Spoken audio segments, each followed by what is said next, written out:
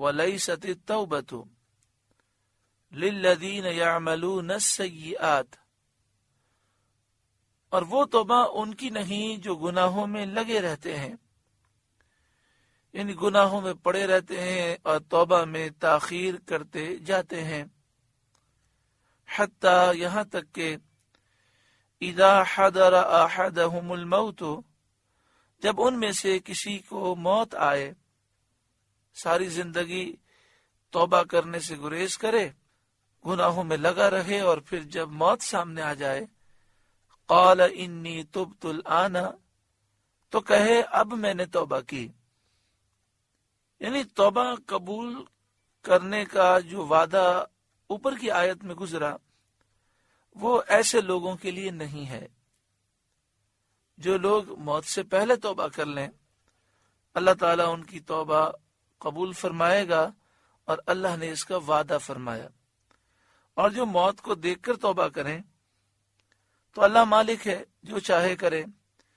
ان کی توبہ قبول کرے یا نہ کرے، بخشے یا عذاب فرمائے، اس کی مرضی ہے۔ لیکن یہاں مراد یہ ہے کہ مسلمان ہو اور اب موت کو دیکھ کر وہ اپنے گناہوں سے توبہ کرے، تو یہ گناہوں کی توبہ اللہ تعالیٰ چاہے تو قبول فرمائے اور چاہے تو نہ قبول فرمائے۔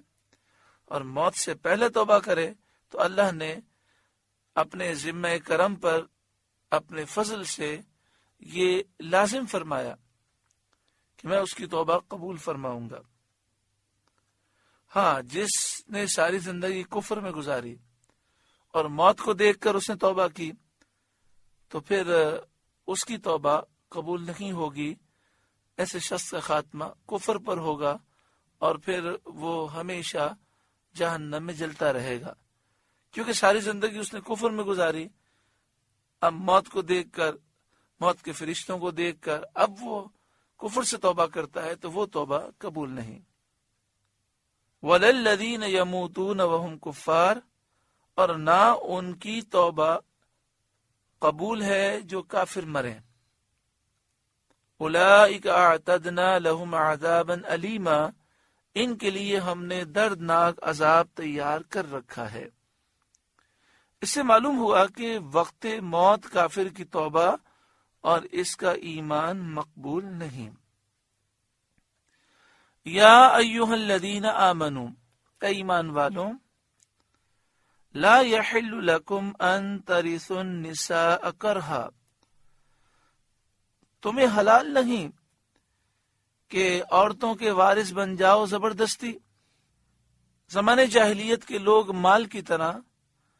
اپنے رشتہ دار کی بیویوں کے بھی وارث بن جاتے تھے، پھر اگر چاہتے تو بغیر مہر کے انہیں اپنے نکاح میں رکھتے یا کسی اور کے ساتھ شادی کر دیتے اور خود مہر پر قبضہ کر لیتے، یا انہیں قید کر کے رکھتے تاکہ جو جائیداد انہیں ملی ہے وہ یہ مال انہیں دے کر رہائی حاصل کریں، یا وہ انتظار کرتے کہ یہ ان کی قید میں مر جائیں تاکہ یہ ان کے وارث ہو جائیں۔ الغرض وہ عورتیں ان کے ہاتھ میں بالکل مجبور ہوتی تھیں اور اپنے اختیار سے کچھ بھی وہ نہ کر سکتی تھیں۔ اس رسم کو مٹانے کے لیے یہ آیت نازل فرمائی گئی۔ یا ایھا الذین آمنوا، اے ایمان والوں، لا یحل لکم ان ترثوا النساء کرہا، تمہیں حلال نہیں کہ عورتوں کے زبردستی وارث بن جاؤ۔ ولا تعضلوہن لتذہبوا ببعض ما آتیتموہن، اور عورتوں کو نہ روکو اس نیت سے کہ جو مہر ان کو دیا تھا اس میں سے کچھ لے لو۔ حضرت عبداللہ بن عباس رضی اللہ تعالی عنہما نے فرمایا، یہ اس کے متعلق ہے جو اپنی بیوی سے نفرت رکھتا ہو اور اس لیے اس کے ساتھ بدسلوکی کرتا ہو کہ عورت پریشان ہو کر اسے مہر واپس کر دے، یا اگر مہر اس نے نہ دیا ہو تو وہ مہر کو معاف کر دے۔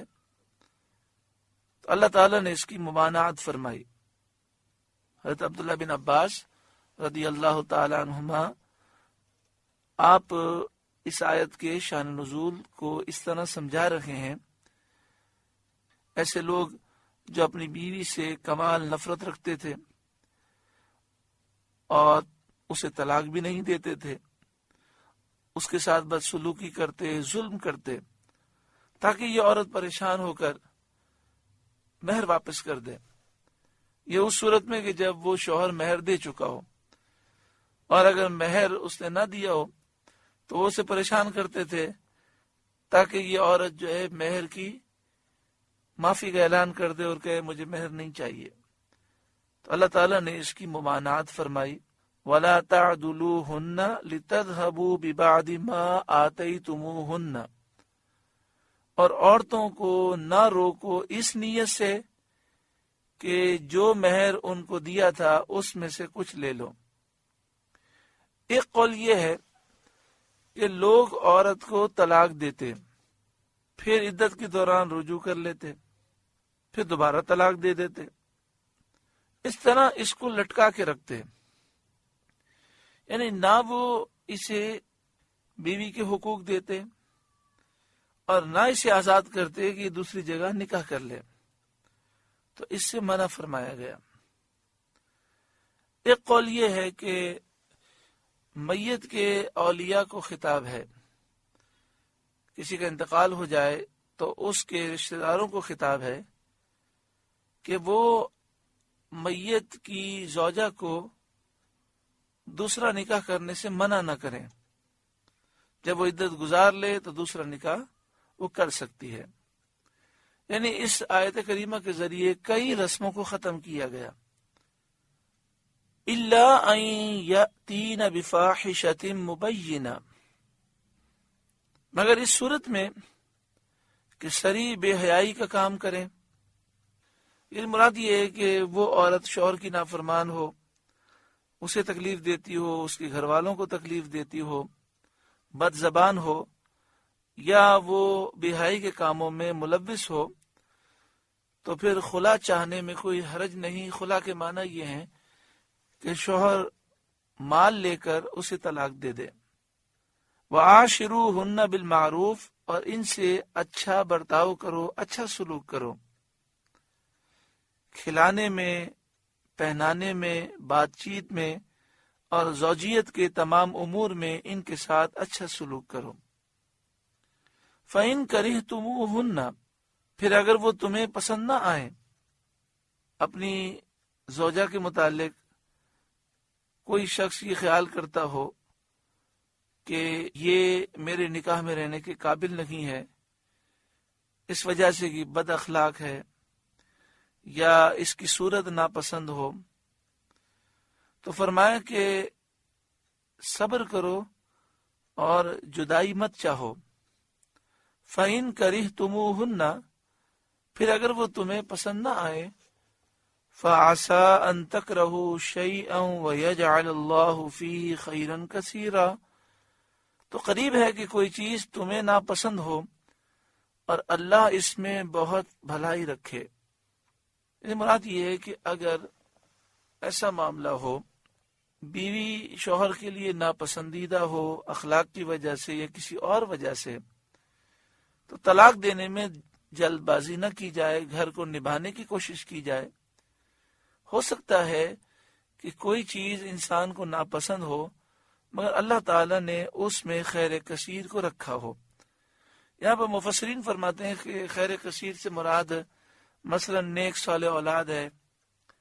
یا اور اللہ تعالیٰ کی رحمتیں، برکتیں، نعمتیں ہیں، کیونکہ کسی چیز پر انسان صبر کرتا ہے اور اللہ کی فرما برداری کرتا ہے تو اللہ تعالیٰ اسے اس کا اچھا بدل عطا فرماتا ہے۔